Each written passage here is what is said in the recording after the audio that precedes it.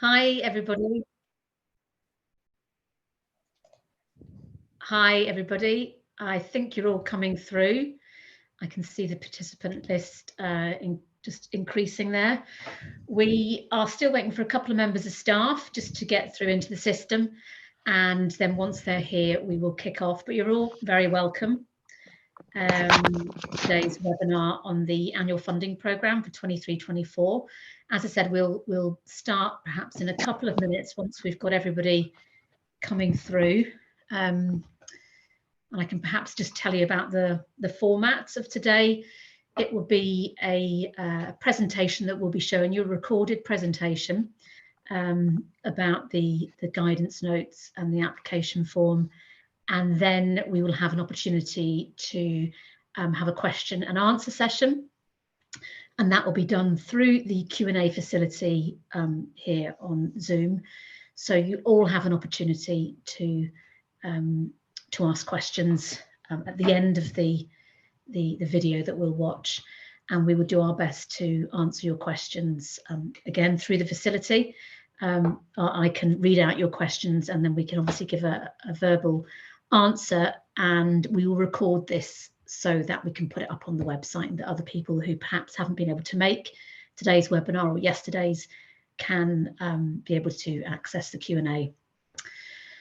Okay, so we're still getting a few coming in. I think we're expecting around about 60 people today coming through, and we're still getting the participants increasing. For those of you who might not know me, my name is Gilly Campbell.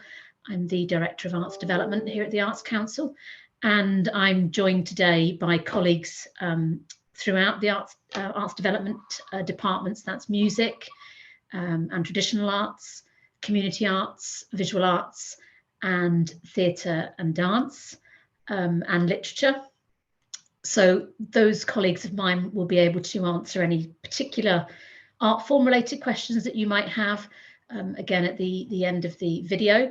And also we have colleagues from our operations team who will be able to answer questions based on the application form, or perhaps any technical questions that you have about the application. They'll be able to provide answers there. So hopefully we're getting a few more people coming in.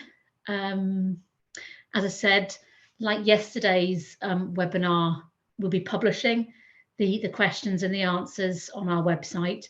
We've got about an hour today, I think, but please don't worry if there's something that you forget to ask about, because you still have time to contact a staff member for any clarifications, and you can do that by email. All of our staff details can be accessed via our website on the Contact Us page. So please do bear with us. We've got a staff member down today on the technical side of things, but we should hopefully be able to go through things relatively smoothly today, hopefully.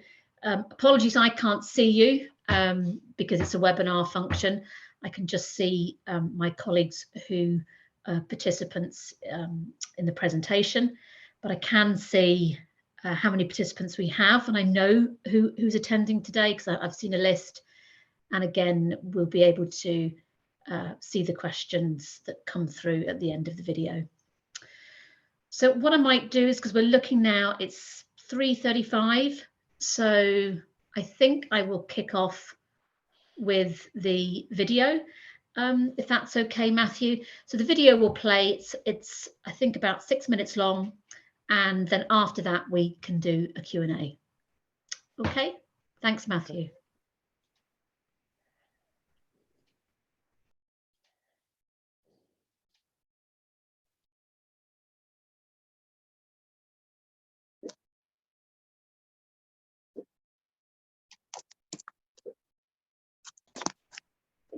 Hello, I'm Kieran Scullion, the Head of Music and Opera at the Arts Council of Northern Ireland, and I'd like to give you an outline of the Arts Council's annual funding programme for 2023-24, which is supported by public funding from the Department of Communities and from the National Lottery. I'd like to thank the University of Atypical for providing us with a British Sign Language interpreter for this video, And if you require information on the guidance notes for this programme in large print or other accessible formats, then get in touch with us at info@artscouncil-ni.org. The Annual Funding Programme, or AFP as it's known, is now open. The deadline for applications is Friday the 17th of February at 12 noon. The aim of the AFP is to support Northern Ireland's arts infrastructure in all art forms and practices for their core and programming costs. AFP organisations will of course be key to helping us achieve the objectives set out in our 5-year strategic framework for developing the arts: inspire, connect and lead. And we expect all organisations and awardees to support us in delivering these objectives. Many organisations, of course, will be familiar with the scheme as returning clients in the sector. However, I'd like to draw to your attention a number of changes to the current scheme. Firstly, the requested amount. Unlike last year, when clients were advised their funding request was not to exceed the previous year's award, 22-23 AFP clients are advised that they may indeed request more than their current award. However, they must use their standstill figure as the basis of the Arts Council's contribution to budgets enclosed within their application form. There have been some changes to the eligibility criteria also. This year's programme is an open call and new applicants are eligible to apply with the following 2 provisos. Number 1, the new applicant organisation must have received a single award of at least £10,001 from the Arts Council since the 1st of April 2020. And number 2, the new applicant organisation must make contact with the relevant art form officer by 5 p.m. on the 10th of February at the very latest to discuss any possible application. Failure to do so will render the application ineligible. Within the mandatory enclosures section of the application, a new document is required this year. This is an outcomes template and applicants will complete this to tell us about intended outcomes of specific 2023-24 events and programmes as they relate to the objectives set out on pages 12 and 13 of the guidance notes. In terms of the criteria for assessment, the broad pillars haven't changed. Criterion 1 is still about artistic excellence and creative innovation. Criterion 2 is still about the contribution to sectoral development. Criterion 3 is around public benefit and engagement. And Criterion 4, organisational capacity and governance, is also now about resilience.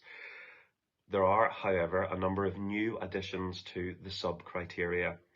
Within Criterion 2, you are now asked how your organisation works to reduce the environmental impact of its activities. Within Criterion 3, there is the addition of your response to your digital engagement strategy, if you have one. And within Criterion 4, you're asked to address the degree to which the annual funding programme is critical to the overall sustainability of your organisation, including consideration of the quantum and diversity of your organisation's total income and the size and nature of your reserves. And the title of Criterion 4, as I mentioned, has been updated to include the word resilience.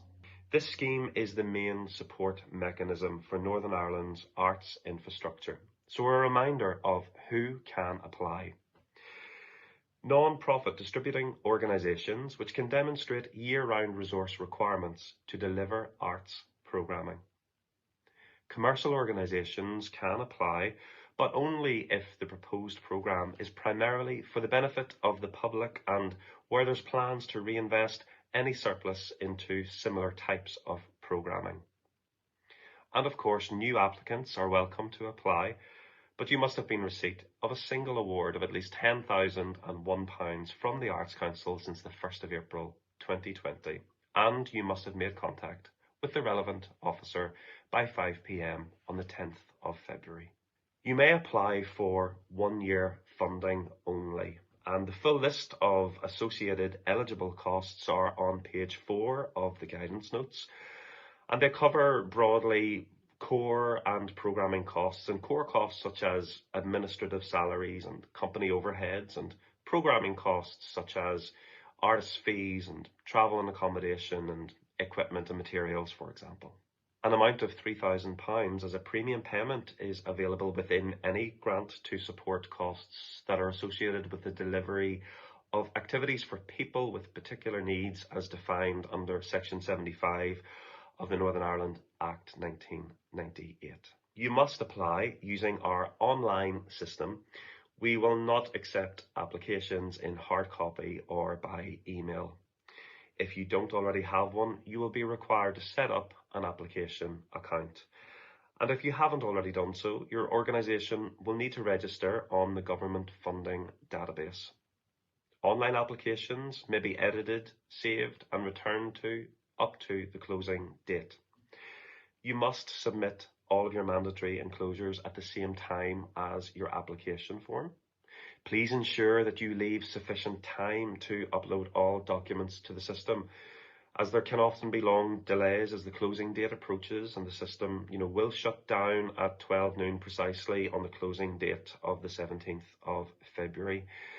And if your completed application form is not fully uploaded when the system closes, your application will not be accepted. If you submit your application by the closing deadline, you will receive an automated email advising that your application has been successfully submitted to the system.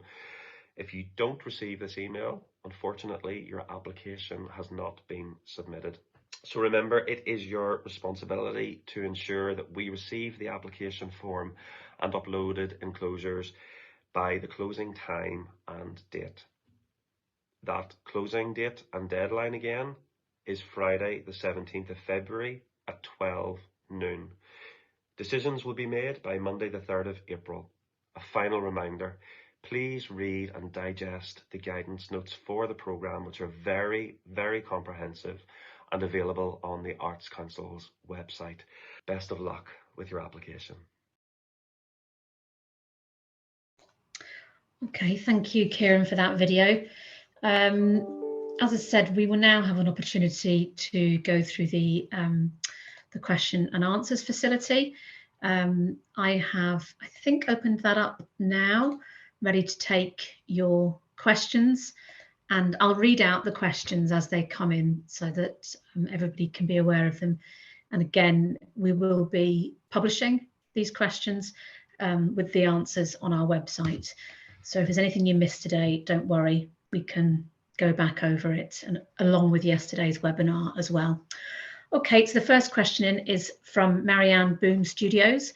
As a new organisation planning to apply in the future, which funding programmes will enable us to reach the £10,001, and can this be a mixture of different grant streams? Andrea, if you're able to take this, I know you had trouble coming through. Thank you, yes, Andrea. Yes, I'll take that. Our small grants programme, which is currently open, applicants can apply for and achieve an award up to a maximum of £10,000. So that unfortunately just falls below the threshold of £10,001, but it can be from 1 or 2 funding programmes, just as long as you achieve the £10,001 threshold since April 2020. Now, if your organisation hasn't received that up until this point, then at this time you wouldn't be eligible to apply to the annual funding programme at this point. Okay, hopefully that's answered your question, Marianne Boom Studios. And again, if this is something you're looking to do in the future, it might be worth contacting the relevant art form officer just to see what programme you might want to come into, and again, what perhaps your activities are and what you want funding for. Suzanne, are you wanting to chip in there? Yeah, I wondered, sorry if I'm momentarily distracted, but we lottery project funding comes up in the summer, and that might be a place to start. So happy as art form officers, of course, to talk to anybody. Okay, thank you. Next question from Julie, Julie Daly. New document, how much information is required for the outcomes template? Again, Andrea, if you wouldn't mind addressing this, as it's an operations question. How much information is required for the outcomes template?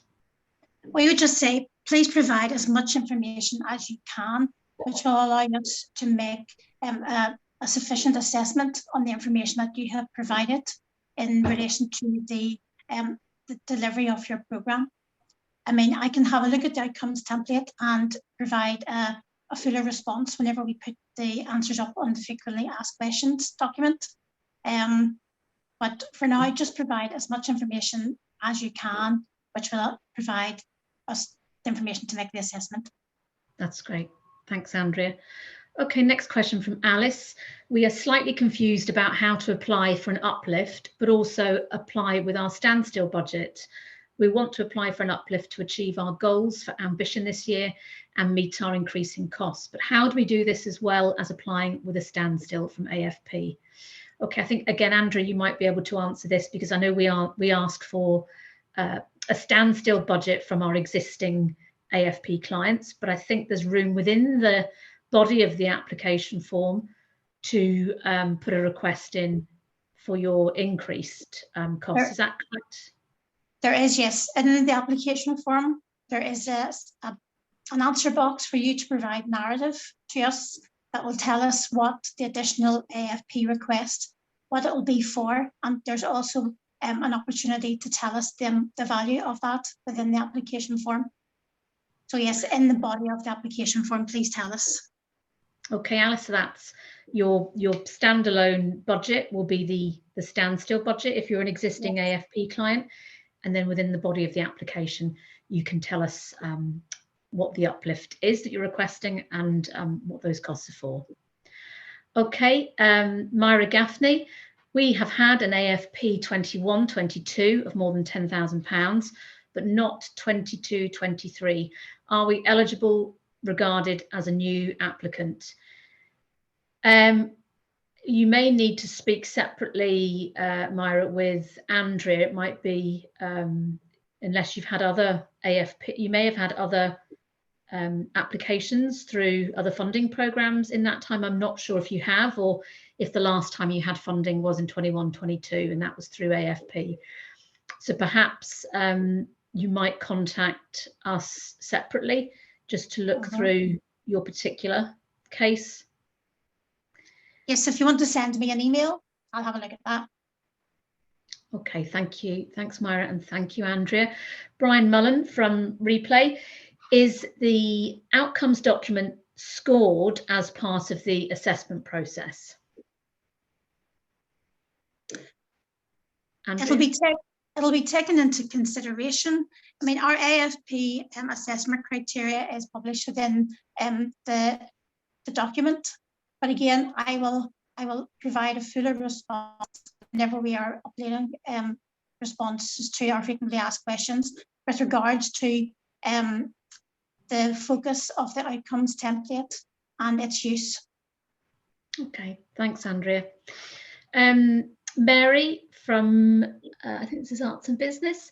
In regards to the new criterion for assessment criterion and the reference to overall sustainability and reserves, what does an outstanding rating look like, i.e. in terms of reserves? Did you hear that okay, Andrea? Sorry, you're breaking up, Julie. Okay, I'll read that again. Just check I understand this properly. In regard to the new criterion for assessment criterion and the reference to overall sustainability and reserves, what does an outstanding rating look like, i.e. in terms of reserves?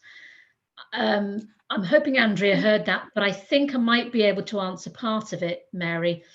We will assess your reserves based on what, as an organisation, you say your reserves policy should be.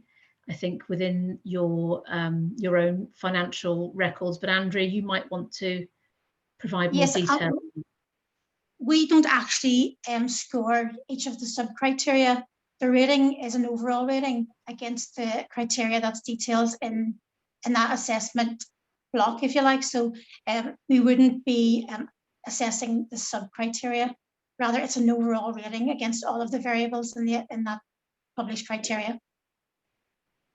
Okay, hopefully you've got that, Mary. Okay, next question is from Breed.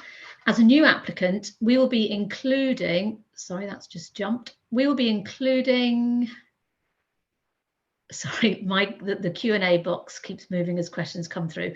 We will be including a document detailing our activity for 22-23, so the current year. I'm assuming this does not require the same detail as the description of 23-24 programme, as there is no word amount mentioned. Andrea, do you? No. I'm just having a look at the guidance notes, because we do provide some narrative about the type of information that we need. Okay. So I would imagine, Breed, and no, Andrea can clarify this, but I think your assumption would be right, and that, that it would not require the same detail as the description of the 23-24 programme. What we're looking for really is dates of any activities and events that have taken place, participant numbers, and if there were any partnership organisations included or involved in the delivery, and who was involved, so what artists and tutors, but we haven't specified a word limit. Okay, hopefully that's answered your question, Breed. Next question's from Maggie Doyle. As a small venue providing music performances in a rural area, we are trying to organise as a company in order to be eligible to apply for ACNI funding. Can you be specific about the type of company we should consider? Community interest company is not an option for us. Any other advice about organising? Thank you. Well, the eligibility requirements are all contained within the guidance notes, Maggie. So if you haven't already looked at the guidance notes of the programme, I would recommend that you do that first, because it's very clear there about what type of organisation you need to be. But what I might do here actually is ask our music and traditional arts officer, Jo Wright, to come in, because she might be able to, she may know you, or she might be able to give some advice on how your company can come into the Arts Council for funding.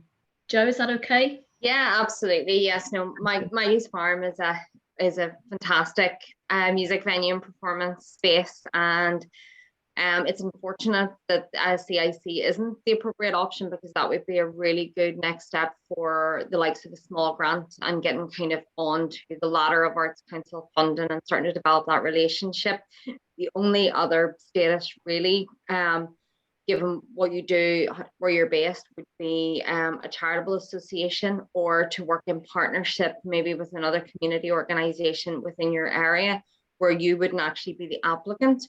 They would be the applicant. So if a community organisation out in your rural location may have a project that they would deliver in partnership with you, well, that gives you time to kind of sort out how you would be constituted. So I'm happy, Maggie, to pick up with you again on that, just the other side of AFP, definitely. So I'll drop you an email and we'll get connected again on that. Thank you, Jo. And Maggie, I don't know if you have had a Rural Engagement Arts Programme award, but that funding programme specifically for activities happening in rural areas will be open again in the coming year. And as Jo said, there are other types of funding programmes that we also offer, but that would be great, Jo, if you wouldn't mind getting in contact with Maggie. But hopefully that's answered your immediate question, Maggie. Now we're moving down to Louise Dempster O'Neill from Do Dance. Hi, Louise. What levels of reserves are accepted or expected? Okay, well, again, I think I'll go to Andrea for this, but I will just say that every organisation has its own determined reserves cap or aim. So it really should be based on what you as an organisation, what your board have within your application, within your constitution, but or your financial papers. But I'll just check. Andrea, is there anything else you want to add to that? No, Gilly, I would reiterate what you say. It'll be dependent on the reserves policy of any organisation as to, normally we would expect to see, for some it differs, 1 to 3 months operating costs may be deemed to be appropriate, but again, it'll be determined by the organisation themselves. Okay, hopefully that's answered your question, Louise. Next question's from Connor Mitchell from Belfast Ensemble. Hi, Connor. He says a very boring question, Gilly. Well, this must be operations then. So I'm sorry. Our statutory accounts operate on a different calendar year, August to August. So we will be providing statutory accounts 2021, which cover the required annual accounts period as requested on page 11 of the guidance notes. However, page 13 of the guidance notes asks for annual accounts up to December 2022, 1 month ago. Is this possibly a typo? Is this meant to be December 2021 as on page 11? Hopefully so. Andrea, can you? Yeah, it's December. That is for organisations that would operate outside of the standard April to March. So it would be December 2021. Connor will have a look at that. But if you're providing annual accounts up until August 2021, then we would at least expect to see management accounts as per the guidance notes, which go up to September 2022.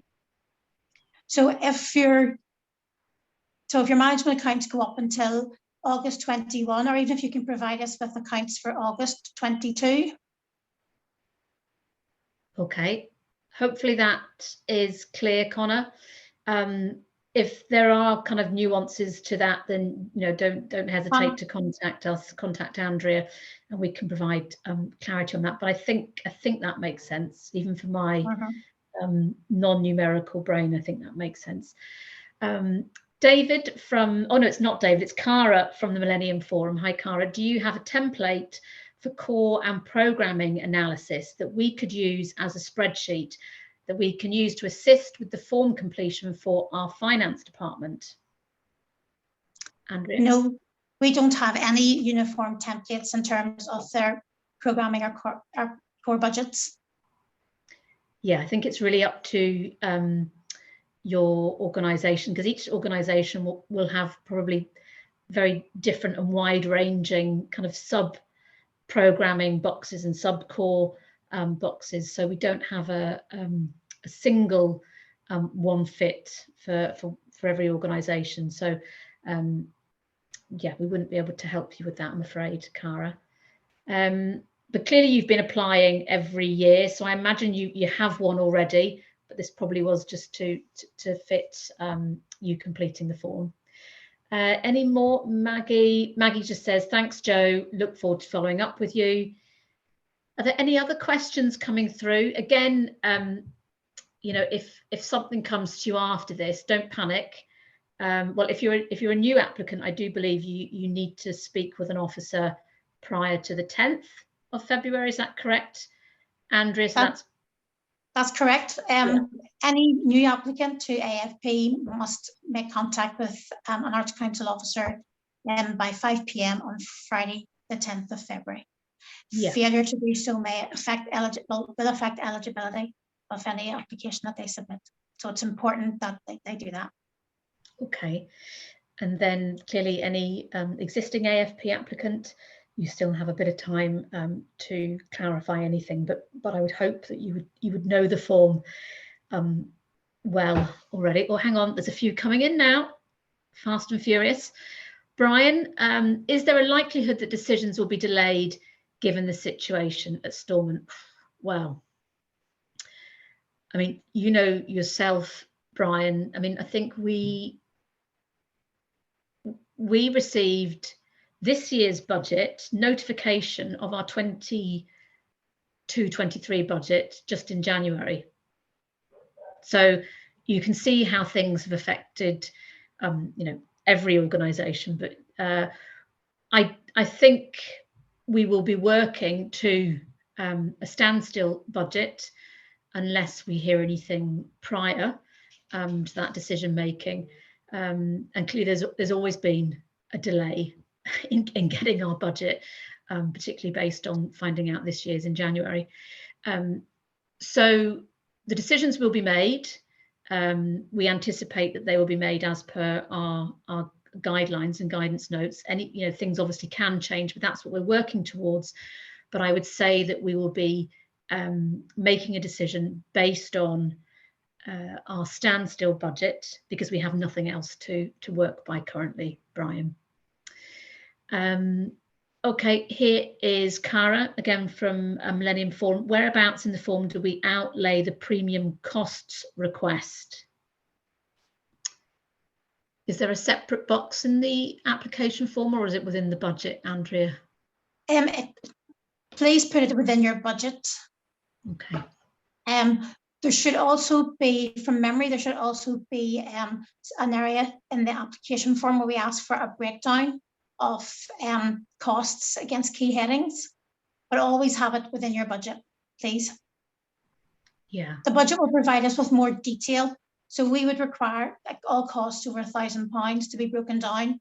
So you'll find that the information that is presented in the application form will sort of be like a summary of those particular costs, but the budget, must provide the breakdown. Okay, I suppose just going back, Brian, to your question about the budget. As I said, our 22-23, so our existing budget was only confirmed there in January. Given where we are with the executive, and we have had no indication of our budget for the year ahead 23-24. Therefore, we are working, as I said, to a standstill budget at best, which is currently 13 million, and that's a combination of Exchequer and lottery. So there's no indication that we'll be receiving any further increase, and you will be aware of the pressures across the whole NI blocker are huge. And I suppose realistically, if we are to hold on to our standstill figure, we will be doing well. I would mention here that our board, they continue to make, indeed, the executive continue to make a case for increased funding. And your articulation for what you need within AFP helps us to assess and indeed articulate the real needs for the sector. Just going back now to, okay, we have Carolyn Martin. If decisions are made by the 3rd of April, will we be informed if successful or not, and by when? Andrea? We are planning on making decisions around the end of April, and decision letters will be issued after that. Yes, we will inform all applicants of whether they are successful or not, and if they're not, they will receive the reasons for why they haven't been successful. Louise Dempster O'Neill again, following on, will the decision be for 6 months or the full year grant? This could mean that staff again can only be issued for 6-month contracts. Louise, as you know, yes, I mean, you're an existing client, and in recent years that's what we've had to do. Based on the fact that we've had no guarantee of a grant. And so in terms of our own careful management of finance, we've only been able to confirm 6 months worth of a grant, and that may indeed be the case again. Okay, next question, Brian.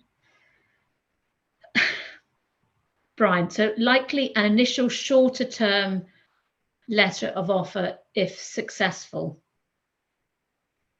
Initial shorter term letter of offer if successful.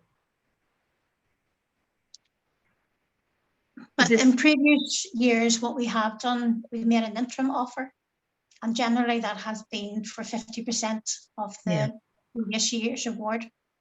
At this point in time, I don't think we can actually confirm whether or not it'll be an interim letter or a full letter of offer.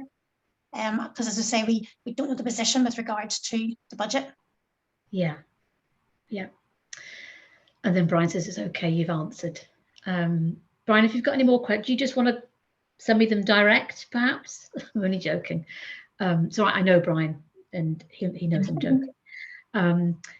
Catherine, I think it's Himmelrich, I hope I've pronounced that correctly, has asked, what rates of pay remuneration for artists is ACNI adhering to at present? Are the guidelines still £35 an hour or £150 a day? Catherine, this is a good question. It's one that we're frequently asked, and I think I haven't checked the website actually, but I think we might have something up on the website about this. But all art forms are very, very different with regards to the appropriate pay or remuneration of artists. So, for example, music is very different to theatre and performing arts. So what we say as an Arts Council is we would ask organisations to adhere to proper industry stroke union rates according to the specific art form. Okay, so I hope that helps. Again, if you're not clear about the particular art form area that you work in, then please do contact one of our art form officers and they can help you. We do have a publication on our website, and within the frequently asked questions, we can provide a link to that just for convenience. Brilliant, that's great. Thanks, Andrea, for chipping in with that. Brian, no more questions? Does anybody else have a question? We still have, I think, about 20 odd minutes left of this session, which we're here to until 4:30 if people have any questions. But if we've answered them all, then that's fine. And again, you can contact us separately if anything else springs to mind after this session. And again, we will be publishing the questions and answers collated from today and yesterday. That will go up on our website, so you can go over the questions from yesterday, because there might be something there which you find useful. And again, if there's anything else that hasn't been addressed today, then please do contact us. Okay, I'm just going to go down and check that there is nothing else on here. Okay, Myra Gaffney, what would be the industry rates for writing workshop facilitation? Again, Myra, if I can refer you to the industry rates document, which Andrea has referenced on our website, that will provide you with a link to the specific art form areas and where you will find the up-to-date industry rates for 22, 23, 23, 24. Okay. Thank you. Anything else coming through? I think we've had 22 questions. And that might just be where it ends, unless anybody has anything they want to ask any art form officer in the room. Thanks, Maggie. Maggie has to go now. Thanks for joining us, Maggie. Okay, well, I think we will leave it there for the questions, and just want to say thank you all for attending today, and I hope you found the session useful. And I hope everybody has we've got one question coming up. Will anonymous attendee, will ACNI take account of geographical spread of their funding? Our criteria is the published criteria. So you'll see the criteria, what we make our assessments based on. Within our moderation discussions, which is where essentially we all sit down, and that's the officers, the heads of department, the directors, the chief executive, we look at geographic spread as part of a kind of a broader context of recommendations. So yes, geographical spread is looked at, but it's not, as you will see, it's not a specific criteria. Although I think we do talk about public benefit and about trying to have, broad reach, but there's not a specific criterion, for example, that says work must take place in every part of Northern Ireland or must take place in rural areas. But we do look at geographical spread as well as art form spread and type of organisation in some of the more broader discussions once we've had the assessments come through. Okay, so I hope that's helped you. Okay, well, look, I can't see any more questions coming through. I'm gonna close the Q&A down there. And again, thank you all for attending today, and I hope you have found it useful. Okay, thank you.